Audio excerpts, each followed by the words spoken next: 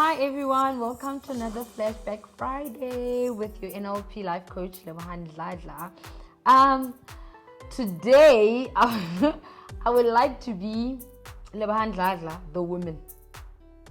Like not Lebohang Dladla, the coach. There is something throughout this month, because it has been Women's Month, and we're talking empowering women, and we're talking imbokoto and all those things.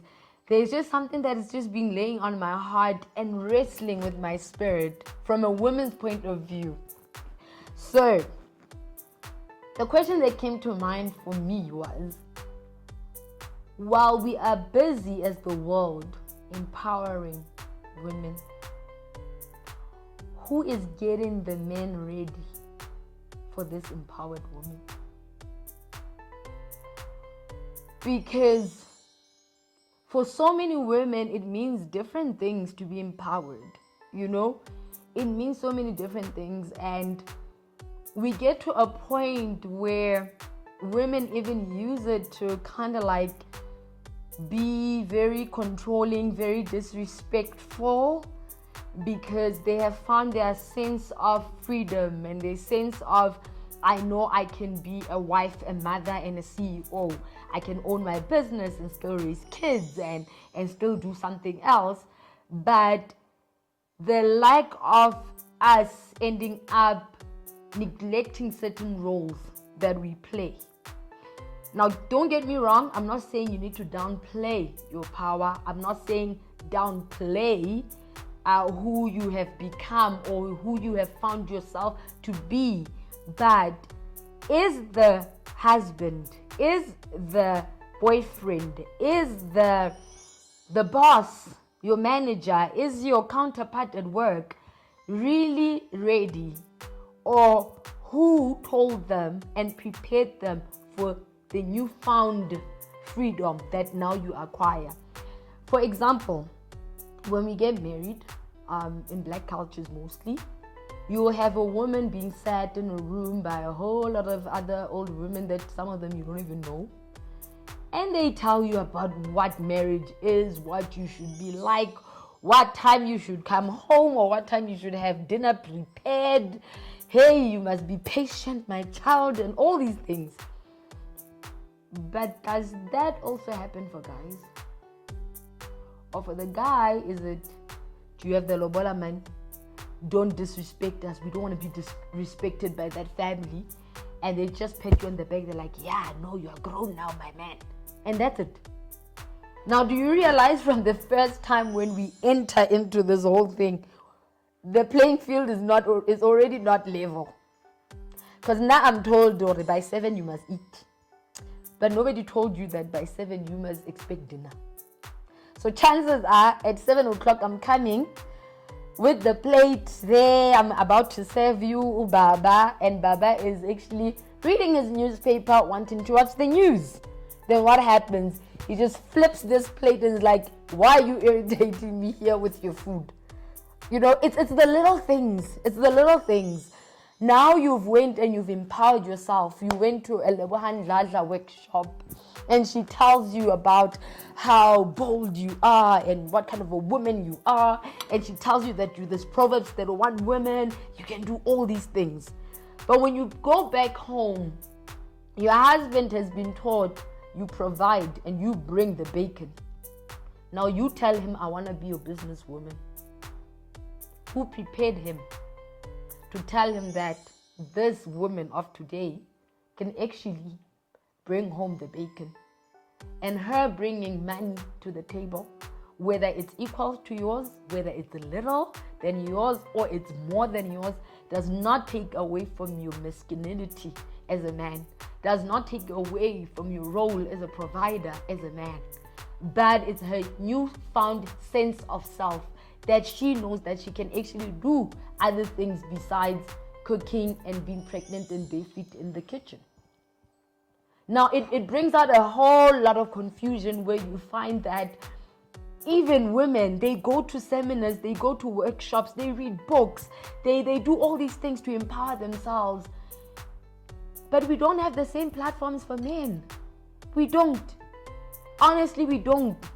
We joke about it on Facebook, on Instagram, whatever, about the men's conference that we all know never really takes place. It's just men trying to come out to us and say they had a men's conference, because all the time there's a woman's this, there's a woman's that. So who gets these men ready for the empowered women? Who gets them ready to understand that it doesn't necessarily mean I shouldn't submit to you? It doesn't necessarily mean you don't have a role in the house. You don't have a role in the workplace. You don't have a role in the community. Does this concept of women empowerment contribute to what we see today as femicide? Does it contribute to what we see today as gender-based violence? Are we that empowered that we find that we are now strong and then we forget our roles as wives, our roles as mothers? Do we go back into the home and now we just want to let our empowerment be felt in the house? That we can tell the guy, you go do your dishes, you go do your whatever. I saw a post on Facebook that spoke about Makoti boot camp, and I didn't know how to feel about it. From a traditional point of view, I understood, because Shem, I don't want to lie, if I had to go now to Natal and they say you have to go and do the Sogambia, I have no clue where to start. I have no clue what to do. If they're saying they've slaughtered some whatever and I must go and wash the insides, I eat them, I don't wash them.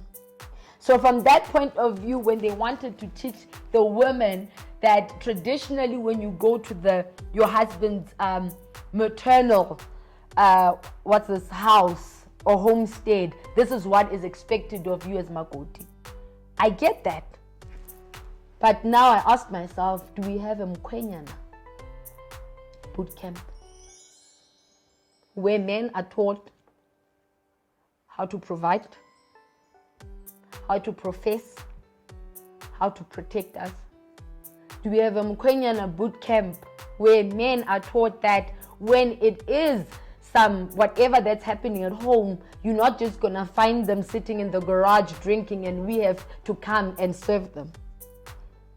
Are men taught that it's okay for me to make my own money? Are men taught that it's okay for me to have a helper in the house? It doesn't mean I don't know how to wash the dishes. I just don't have the time, because I'm a mother, I'm a businesswoman, I'm a wife, I'm a sister, and. So while we are busy empowering the women, who is preparing these men for this empowered women? Ladies, I hope you enjoyed your Women's Month. I hope you became an empowered woman that knows how to empower other women.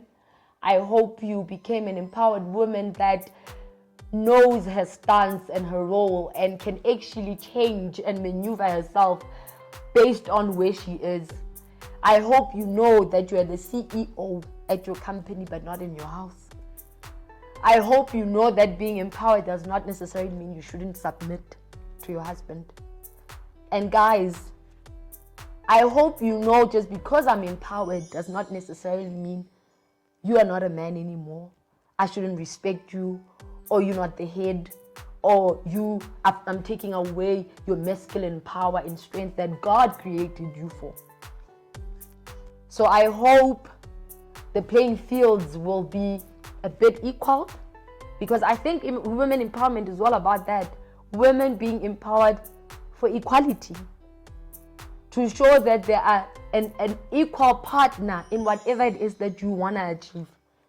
Not to run over your heads, not to disrespect you. And I hope and I pray that you also find platforms where there can be a Mkwenyana boot camp for you, where it can be a men's conference for you, where you are taught what it is to love a woman, what is it that we want, instead of you thinking that you being at home, that you actually spending quality time with me. Because I promise you, it's way different. For the last part of the year, I hope we have invoked powerful conversations, whether it comes to money, whether it comes to your careers, whether it comes to womanhood. I hope you have been empowered for whatever your womanhood has been challenged with through this pandemic. Happy Women's Month. I'm out. And like I said, today I was just a woman, not your NLP life coach. So let's see. I can say bye from Lebohang, Dladla, the mother, the coach, the friend, the sister, the wife. Keep on following me on my Facebook page, Lebohang Dladla NLP Life Coach.